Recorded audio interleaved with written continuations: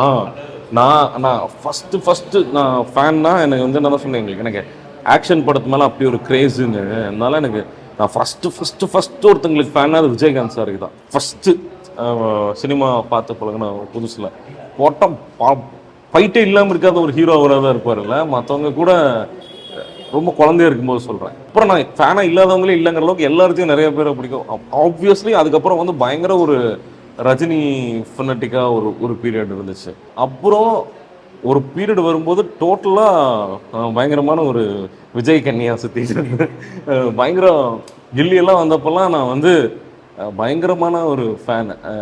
கில்லி வர்றதுக்கு முன்னாடி இருந்தே அவரோட பிடிச்சது அப்படின்னா எனக்கு இவங்களுக்கு தான் இதுவாக இருந்தேன் அப்படிங்கிறது இல்லை. பட் ரொம்ப பிடிச்ச ஆளுங்களாம் விஜய் சார் இருந்தார், சூர்யா சார் ரொம்ப பிடிச்சிருந்துச்சு அந்த சமயத்தில் வளர்ந்து வரும்போது. அவங்க எல்லாத்தையுமே ரொம்ப பிடிச்சிருச்சு.